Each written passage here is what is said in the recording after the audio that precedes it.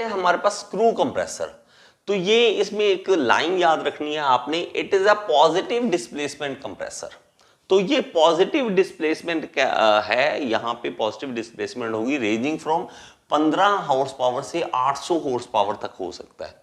ठीक है, it is becoming popular because of the simplicity and capability of the application to both halocarbon and ammonia refrigerant. तो halocarbon और ammonia refrigerant दोनों को use कर सकते हैं इसके हेल्प से, और ये बहुत ज़्यादा कहते हैं पॉपुलर हो रहा है। तो आप इसकी वीडियो देखेंगे तो ज़्यादा क्लैरिटी आने वाली है। तो हम चलते हैं वीडियो की तरफ, और वीडियो हम समझेंगे यहाँ से।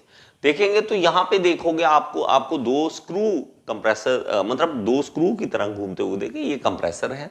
इसको आप अंदर से देखोगे तो कुछ इस तरह का दिखेगा।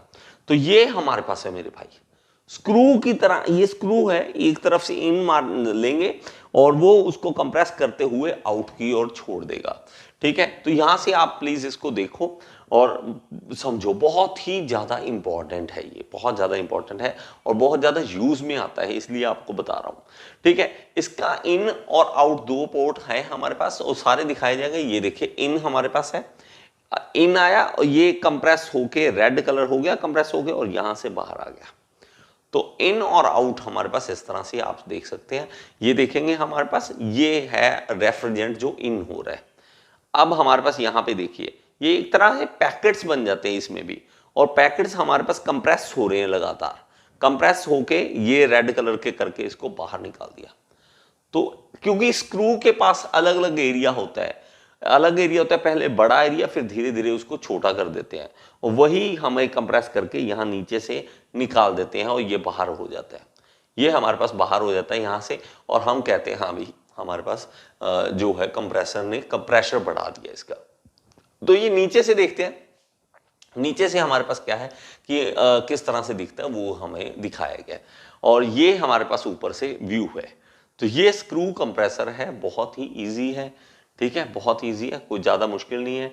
और इसमें हम करेंगे क्या, थ्योरी सी थोड़ी सी थ्योरी पढ़ेंगे और इसके बारे में और समझेंगे। चलें, आई होप कि ये चीज़ आपको समझ आ गई होगी।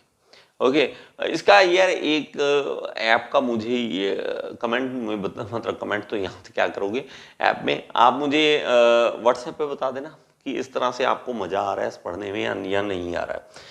ठीक है, इस तरह से पढ़ने में मज़ा आ रहा है या नहीं आ रहा, क्योंकि चीज़ बहुत ज़्यादा इंपॉर्टेंट है और इसको समझना बहुत ज़्यादा ज़रूरी है। ठीक है, नेक्स्ट अब देखो, फिर अगेन वही बात है, हमारा टाइम ये था हमारा टाइम। ठीक है, हमारा टाइम ये था जब ट्यूशन्स इतनी हजारों रुपए देने के बाद ये बुक होती थी सामने और समझ कुछ नहीं आता था। ये इससे क्या समझ आएगा बताओ, इससे तो बिल्कुल भी नहीं, और इससे भी कुछ भी नहीं समझ आता। तो जब आप एक बार देख लो इसको कि हाँ ये देखो कंप्रेस हो रहा है, और सीरियसली ये कंप्रेस इस तरह से करता है।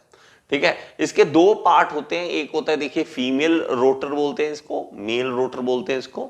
तो ये दो पार्ट है हमारे पास। ये जो हमारे पास इस तरह से पार्ट बना हुआ है तो ये मेल पार्ट है, इस तरह से हमारे पास रिसेस है तो ये फीमेल पार्ट बोलते हैं इसके। तो दो हैं इसके, तो कई बार पूछे जाए तो हमारे पास इस तरह से है। ओके, इसको थोड़ा सा आप लिख लेंगे, थोड़ा सा लिख लेंगे। ओके, द फीमेल रोटर है 6 कॉन्केव लॉब्स, इसको लॉब्स बोलते हैं, और द मेल रोटर है 4 कॉन्वेक्स लॉब्स। ठीक है, ये कॉनकेव है, कॉनकेव, और ये कॉन्वेक्स है।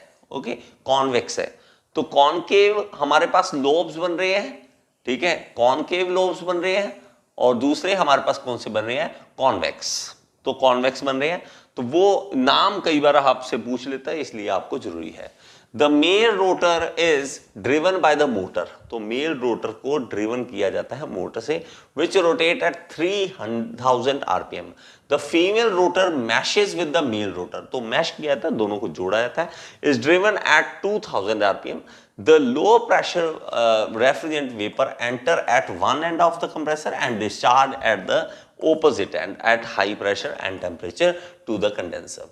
ओके, तो हमारे पास एक साइड से एंटर करता है, उसको लो प्रेशर से आता है और बाद में हाई प्रेशर में कन्वर्ट करता है। Screw compressor has less frictional part resulting in less wear and tear, high volumetric efficiency and less vibrations. तो भाई बहुत ही फायदा देता है, ये बहुत ही बेनिफिट देता है, क्योंकि इसमें फ्रिक्शन नहीं है। तो वो आप देखोगे स्क्रू आराम से घूम रहा है, तो फ्रिक्शन नहीं है, उसके कारण हमारे पास क्या है, एफिशिएंसी भी, वॉल्यूमेट्रिक एफिशिएंसी भी ज्यादा होती है। आई होप कि आपको ये वीडियो पसंद आया होगा। अगर आपको पसंद आए तो एक बार लाइक का बटन दबा दें यार, और कमेंट बॉक्स में जरूर बताएं कि आपको समझ आया या नहीं आया। और अगर आप एसएससी जेईई की तैयारी करना चाहते हैं तो यहाँ पे ऐप का लिंक दे रहा हूँ, ऐप जरूर डाउनलोड करें। Thank you so much. Next video में फिर से मिलेंगे।